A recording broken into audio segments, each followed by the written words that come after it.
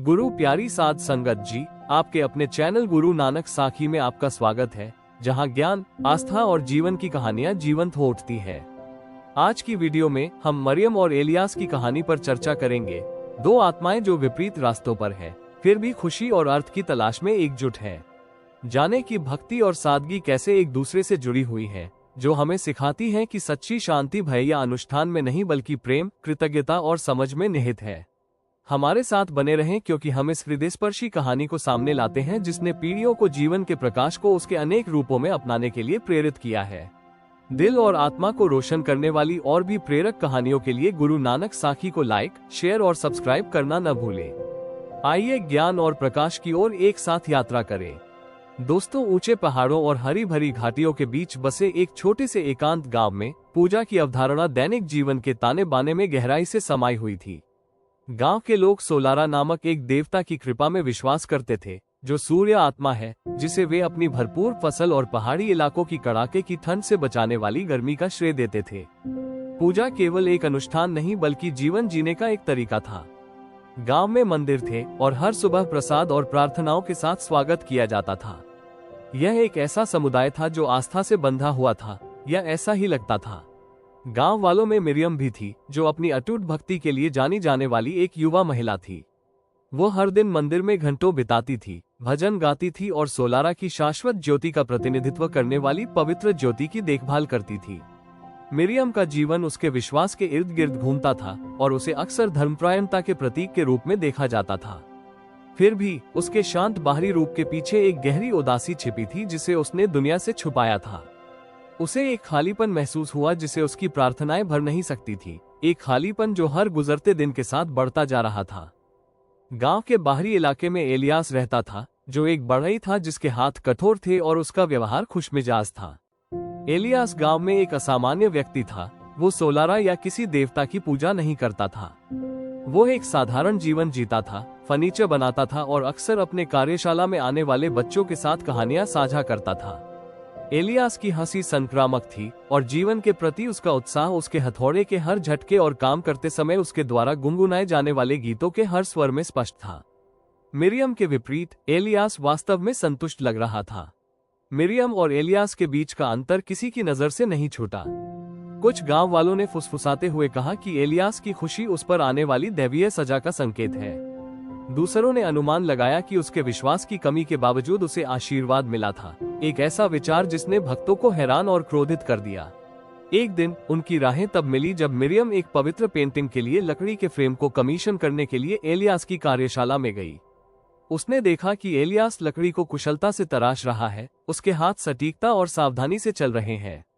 उसकी बेअदबी के बारे में उत्सुक होकर उसने पूछा, एलियास, तुम सोलारा की पूजा क्यों नहीं करते? क्या तुम्हें उसके क्रोध का डर नहीं है? एलियास ने रुककर कहा, उसके होठों पर एक हल्की मुस्कान थी। मुझे नहीं लगता कि सोलारा या कोई भी देवता मेरी खुशी को नियंत्रित करता है, मरियम।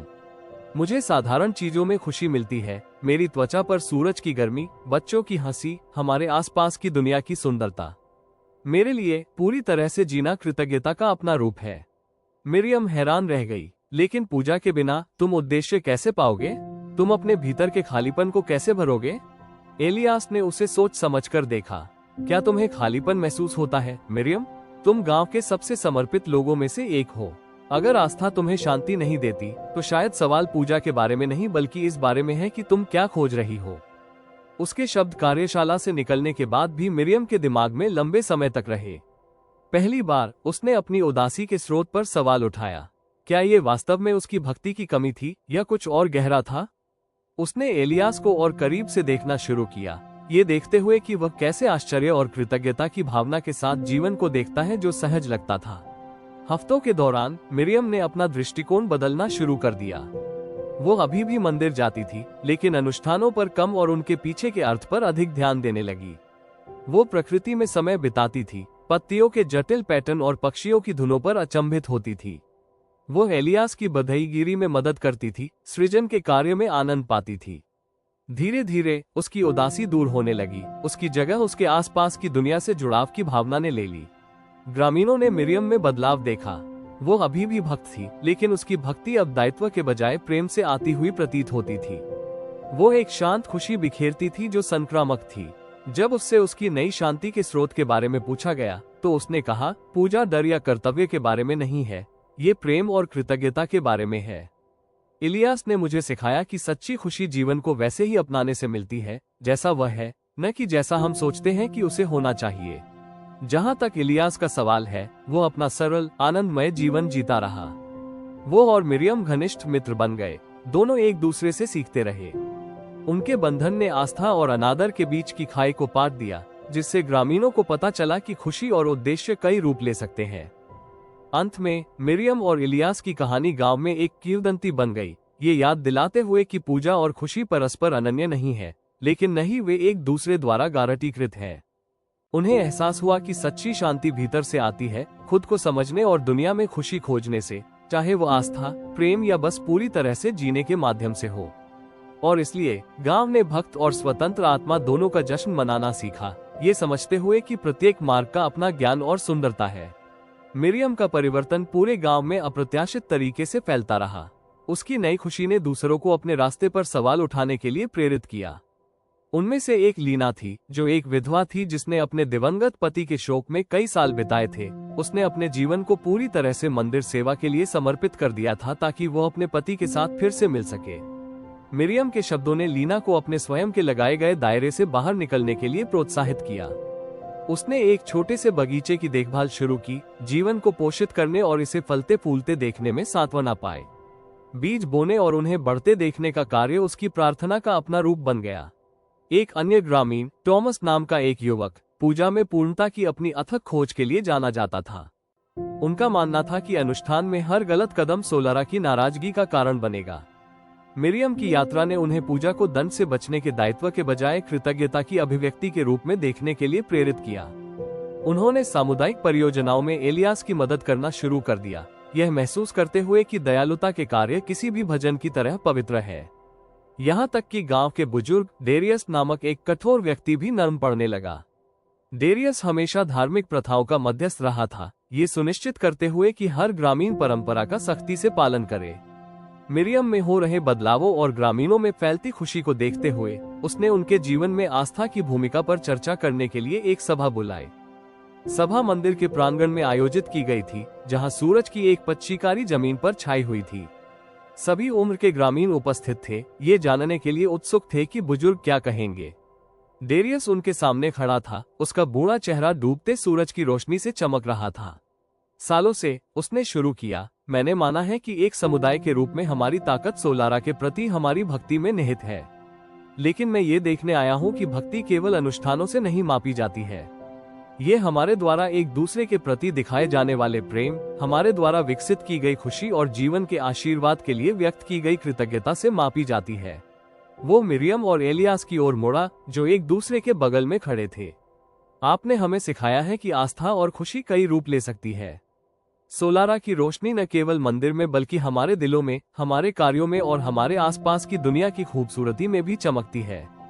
आइए हम परंपरा और अपने खुद के रास्ते तलाशने की आजादी दोनों को अपनाकर उस रोशनी का सम्मान करें। ग्रामीणों ने तालियां बजाईं, उनकी आवाज घाटी में गूंज उठी। ये समुदाय के लिए एक महत्वपूर्ण मोड़ था। पूजा की कठोर संरचनाएं आस्था की अधिक समावेशी और विविध अभिव्यक्ति का मार्ग प्रशस्त करने लगी। कुछ ग्रामीणों ने अपनी पारंपरिक प्रथाओं को जारी रखा, जबकि अन्य ने सोलारा और उस दुनिया का सम्मान करने के नए तरीके खोजे, जिसके बारे में कहा जाता था कि वह रोशन करती है। मरियम और एलियास गांव के आध्यात्मिक विकास के लिए अनौपचारिक मार्गदर्शक बन गए।